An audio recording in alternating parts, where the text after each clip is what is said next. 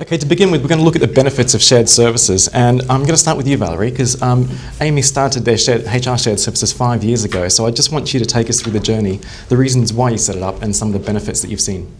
Okay, well I had worked with shared service centres before because I'd set one up in a previous organisation. So when I first joined Amy, the organisation I'm currently with, it was fairly disparate. There were 5 different business divisions and 5 HR teams doing things in slightly different ways that I thought immediately we could bring together and first of all save costs, but more importantly improve the service to the business. So we set on a programme of putting in place shared services. We have managed to achieve cost reduction probably in the region of about 30% off the cost of HR per employee, or the ratio of HR people per employees. And at the same time have definitely, the business would say, improved the service levels. We track the service levels. We have a service definition document, and we have a whole range of different key performance indicators with our service level agreement. So things like before, we used to hear things would disappear into the HR ether and never come out.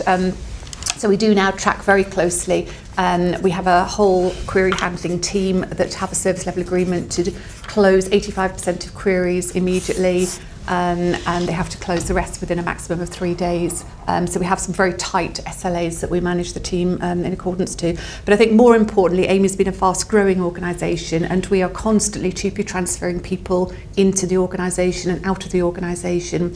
And I think if we hadn't had the HR Shared Service Centre set up, we would not have been able to be sufficiently flexible to adapt to that growth and take those people into the organisation. So it's been very, very important for us on the journey we're on to make sure we've got that slick HR service level as a basis. So when you say you're improving the level of service provision, are you looking at that from a time perspective, or how do you define the improvement? There's a raft of different measures in the service definition document that we put together.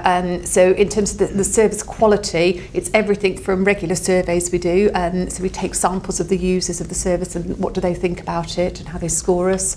Through to the number of handoffs in processes. There used to be many, many handoffs, and trying to minimise that down so managers and employees can get on with the day job as quickly as possible. So it's time to do things. It's things like, for example, how many days for an offer letter to be generated by the service centre for a contractual change. There's a whole raft of different measures we have, as I say, plus the queries that come in, how quickly we respond to them and turn them around. So there's a whole copious list of different measures, and we use them report regularly. Every month, actually, is in my report to the business on how we're doing against them. Okay. Now, Vodafone, it's such a vast organisation, and you've been on this journey for quite a long time now. Perhaps you can give us a bit of background on when you started off with HR Shared Services and how that's benefited the organisation and sort of evolved. The HR shared service journey, we started only about 2 years ago. Oh, okay, I stand corrected. It took us quite a while to get there, which has got to do with the business of Vodafone that we are running. And for the years before, we had more focus on really managing our local business and getting the quality right in the local business. And we started our shared service journey about 5-6 years ago, but we are moving at fast pace. And our strategy is that we integrate multiple functions in shared service centers. So we integrate IT, network, customer operations, finance operations, and now HR operations into one shared service center, for example, in Pune in India. And the benefit of that is quite obvious. We gain efficiencies of scale. We have better cost structures with regard to overhead, and we also benefit from the different areas in these functional centers. For example, in Pune, as I said, we provide IT shared services, and that also helps us directly in HR to manage our HR SAP environment. And we really leverage on this basis. So what type of HR services do you provide in those centres, and what do you retain in headquarters? So we provide a very broad range of HR services. We provide WPA services, we provide Ask HR services, we provide reporting and data on a global scale for all local markets. We provide training services from those centers, and we also provide some technical service for our HR portal, for example. And in addition to that, and that is delivered from Budapest, our whole international mobility range. And I imagine it must save a lot in terms of cost as well. There are really significant savings that we generated by that. Can you quantify that? Over the past 2 years, it's about already 20%. Okay. Yeah, within 2 years. Okay. It's really, really good, and more to drive going forward. And can I ask on that 20% savings, is that headcount savings, or is it other benefits that are non-headcount? I mean, how do you quantify it? It's cost saving. It's really cost saving. Our focus in the beginning was not really on reducing headcount, but making sure that we are still deliver the quality that we need for our local markets, which is really important to us, because we want to make sure that our people in the organization feel confident about HR services. Therefore, the focus was not on headcount, but with the right integration into this global, almost global business service environment, we achieved to manage to gain cost efficiencies very, very quickly. Okay. But what about intercontinental hotels, Faye? I understand that you're looking to have one integrated, fully integrated global HR service. Have you got shared services at present or not? So we have in HR shared services across the regions, which is in-house, but they're basically delivering a slightly different model for each region. And we have a region in the States that covers the Americas, in London, which covers Europe, Singapore for Asia Pacific, and then China is a standalone region for us. So they each do their in-house HR shared services in a slightly different way today. But what we're moving to is a globally consistent model. And we're working at the moment, actually, we don't go live until June with this, so we're right in the thick of it at the moment. But we're going to be moving to Workday as our global system of source record. And we're implementing hire to retire functionality this June. Then what we're doing in January is we're adding on talent, succession planning, performance management and compensation functionality. So there'll be a global approach across our corporate colleagues, our reservation colleagues. We have about 4,000 people in our reservation centres globally, and in hotels in the US and the UK estate. But they're not always our employees. We're providing that service to our owners in the managed estate. And then what we're doing also is we're setting up Hewlett-Packard as our global provider of a contact centre. And we'll be having one contact centre in Poland, a contact centre in Costa Rica, and a contact centre in India. And all the back office administration globally will be done out of India. So all of that is being set up as a global solution for HR services from June. And then we will bolt on additional functionality, and we will extend the scope to cover the rest of our hotel estate in due course. So it's quite a significant journey for us. We're sort of leapfrogging from a technology perspective, because we have, 10 or 12 different systems today which don't talk to one another. So we're moving straight to Workday, and we're setting up a very professional model with with Hewlett-Packard, so our colleagues are get a great service when they dial into the contact centre. Does that Yeah, sure. Daniel, now we've spoken about a lot of the pros of shared services, how they reduce the cost, drive efficiency. From your experience, are there any challenges or cons in having such a model? Yeah, I think there are several.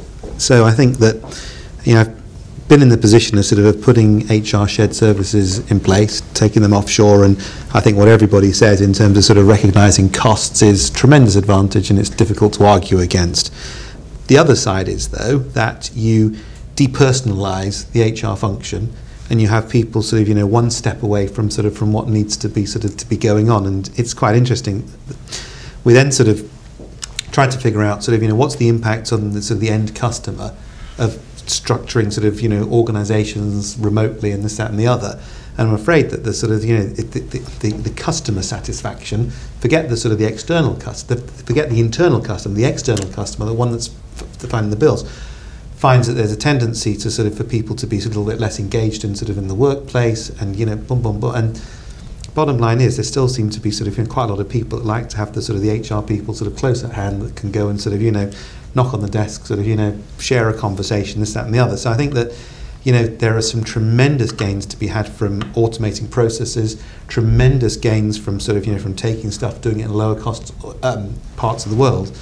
but there are some tremendous disadvantages in sort of in terms of sort of depersonalising sort of what goes on. I think you'll be really, really, really careful.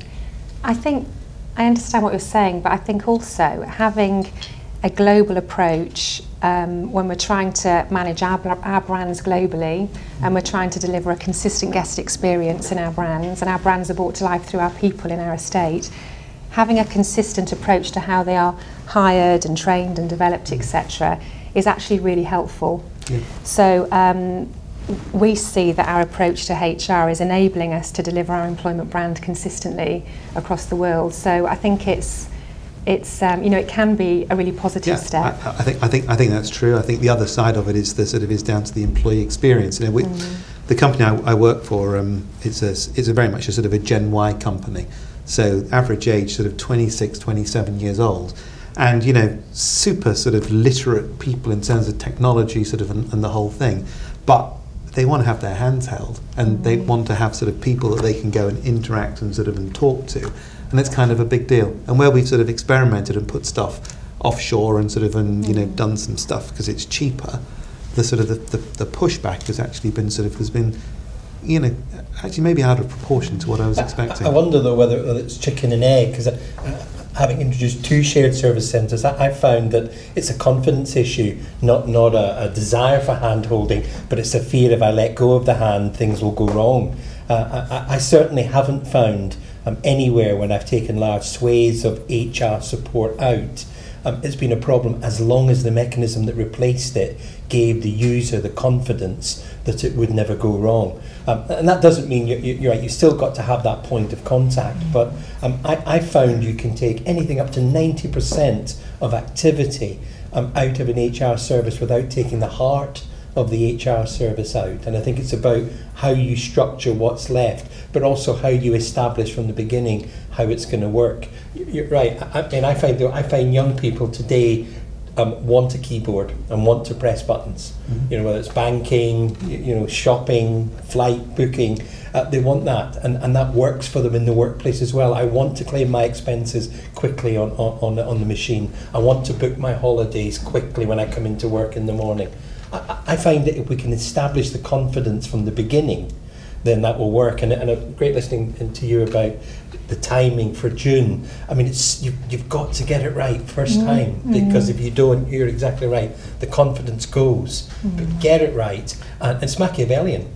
3 months after it was in, it was their idea, not yours. Yeah. I totally support what you're saying. One of the very interesting areas is whether or not you go as far as to move things like grievance handling, disciplinary handling, because that's often one of the questions. You do the back office transactional processing and basic query handling, but do you go as far as taking the case management side of things, which we have done, and I have to say extremely successfully, but much resistance before we launched it, because people felt people were being taken away, but actually the service you can provide on the end of a phone is second to none, as somebody can coach the managers through what they're going through and absolutely give them really good advice. So I think it is a leap of faith when you do it, but I do think the managers very, very quickly get used to it and get very comfortable with it. What have you seen, Tim, among some of your clients in terms of pros versus cons? I think the first stage of shared services is often looking at the transactional side, and you're looking to get economies of scale either by moving to a lower labour arbitrage or by taking heads out of the equation. What we're seeing with a lot of our clients is that they've gone through that first stage, so they've done a sort of lift and shift. They've centralised, they've taken what they had, and they've tried to drop it into a centralised environment. And the next stage on from that is really then to look at how you're optimising it, and also to look at what services you're providing, because in my experience, shared service centre has been very, very transactional focused, which will take you a certain way along the journey, but by no means get you onto the next sort of really being a true business partner within the organisation.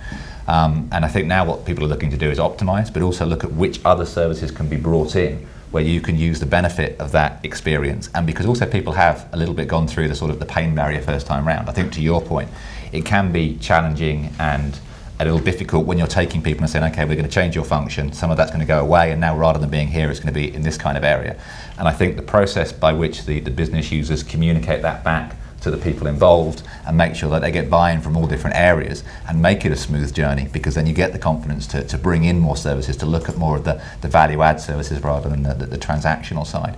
And that's what we're starting to see now, almost like a second phase, and different organisations are going at different sort of speeds depending on what their objectives are, and also depending on how smoothly kind of phase one went to some degree. John, do you have anything to add to that? Yeah, so I mean, I've been in a situation of looking at the performance of shared services from an HR perspective in a whole range of industries and clients. What I don't think is, I don't think there's an argument against the fundamental model, the idea of consolidating services, of taking high volume, low value add services and either automating them or doing them in a shared service environment. What I see the variation in is how well people implement. So you're talking about the quality of service that your employees receive, and the variation I see is how well you implement and run the service, and so the level of quality of service that they get. And if they're getting a quality service, they will be happy wherever they're getting it from.